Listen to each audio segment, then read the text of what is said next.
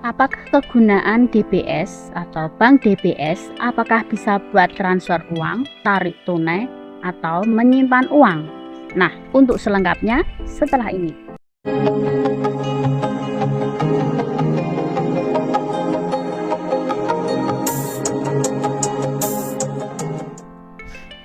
Nah, di sini saya ingin sedikit menjelaskan tentang DBS, yaitu bank DBS, karena ada yang tanya dan mungkin kawan ini belum pernah menggunakan DBS Digibank dan dia baru datang ke Singapura dan dia belum tahu sama sekali. Bagi yang sudah tahu tidak apa-apa, ini saya akan menjelaskan bagi pengguna baru, yaitu bank DBS adalah bisa untuk menyimpan uang ataupun transfer uang ataupun untuk tarik tunai. Jadi kawan-kawan ini untuk menggunakan bank DBS ini aman di Singapura. Jika kawan-kawan ini mau tarik tunai ataupun mau menggunakan DBS Digibank, itu bisa menggunakan DBS Digibank untuk transfer uang. Transfer uang seperti itu. Nah, berikut penjelasannya ya kawan-kawan ya. Di sini saya ingin sedikit menjelaskan tentang DBS Bank, itu nama bank. Pastikan kawan-kawan ini jika mau menggunakan ATM card ini diaktifkan terlebih dahulu, baru bisa untuk tarik tunai dan harus ditandatangani terlebih dahulu. Jika belum ditandatangani ATM cardnya, itu tidak bisa untuk tarik tunai. Dan DBS Bank ini bisa untuk menyimpan uang dan aman. Ada lagi yang tanya tentang apakah DBS ini ada biaya adminnya. Nah, tiap bulannya ini ada yang kepotong $2, ada yang $5, dan ada yang gratis.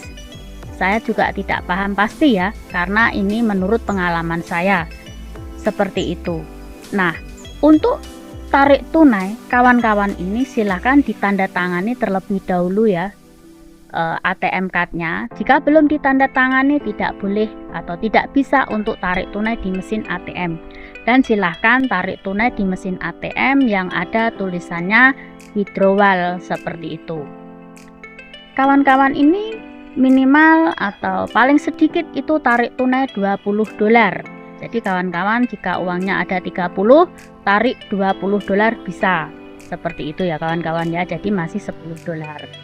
Dan ATM card DBS ini itu bisa digunakan juga untuk MRT, tap saja seperti itu. Jadi kawan-kawan lebih enak ya jika punya ATM DBS Visa seperti itu bisa digunakan apa saja, bisa untuk tap bus, kemudian MRT, kemudian bisa buat belanja di shopping mall atau di mana-mana yang ada mesinnya untuk pembayaran, metode pembayaran menggunakan DBS itu. Nah, ada lagi yang kawan ini tanyakan, bagaimana cara kita menggunakan ATM card DBS ini untuk belanja. Nah, untuk belanja ini gunanya banyak sekali. Untuk pembayarnya bisa menggunakan net atau PayWave atau menggunakan PIN seperti itu. Jadi jika paling mudah itu menggunakan PayWave, tinggal tap saja di mesin layarnya ya kawan-kawan ya. Jadi itu lebih mudah untuk pembayaran di supermarket ataupun di mall-mall belanja kawan-kawan masing-masing. Nah, itu untuk penggunaan card ATM di Singapura.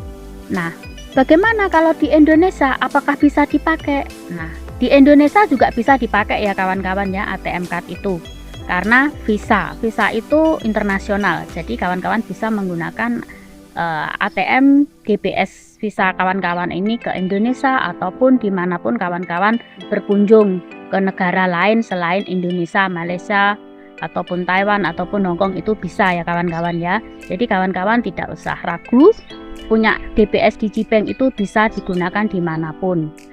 Nah, sekarang untuk pengirimannya. Nah, kawan-kawan ini ada yang tanya, bagaimana cara kita mengirim menggunakan kegunaannya DBS Bank ini untuk transfer.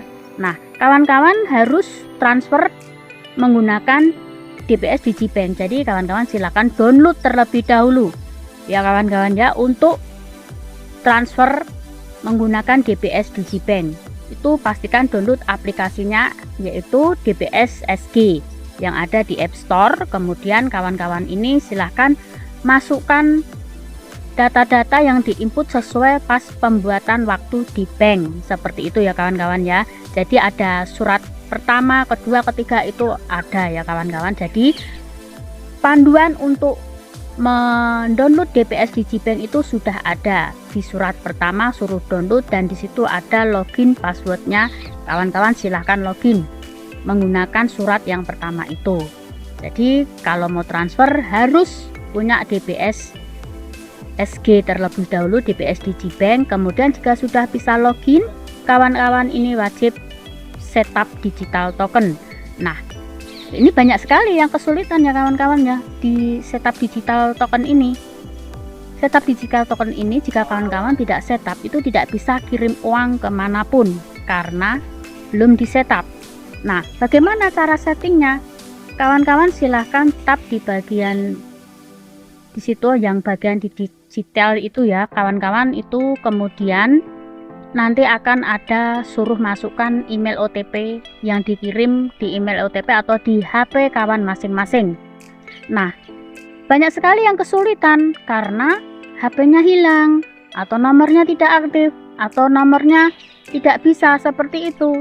Nah, jika kawan-kawan ini kesulitan tentang login yang nomornya hilang apa ini, dan untuk pemula itu wajib diharuskan datang ke bank terlebih dahulu yang terdekat ya kawan-kawan ya, karena belum bisa login. Jika kesulitan seperti itu silakan datangi bank terdekat, jadi kawan-kawan akan mudah jika tidak bisa login tersendiri. Kalau sudah bisa, nah kawan-kawan baru bisa kirim uang kemanapun. Dan lagi ada yang tanya kok masih sulit, tidak bisa next. Itu kebanyakan yang belum diisi itu city of. City of ini bisa menggunakan kawan-kawan ini, misal kecamatan Beringin, tulis Beringinnya saja, jadi tidak menggunakan kecamatannya, itu tidak, hanya Beringinnya saja, seperti itu ya kawan-kawannya. Kemudian bisa next. Berikutnya itu sesuai yang ada di si penerima, diinput semua data-datanya. Jika sudah benar kita lakukan cek ulang, kemudian baru bisa transfer ke negara tujuan atau ke rekening tujuan. Jadi tadi tentang yang dimaksud kegunaannya itu sudah semua ya, yaitu untuk transfer bisa, untuk tarik tunai bisa, untuk menyimpan uang bisa. Jadi sudah saya jelaskan tadi. Nah, kurasa sampai di sini dulu. Jika masih ada yang kurang paham, silahkan tinggalkan komen di bawah. Thanks for watching. See you next video. Don't forget to subscribe.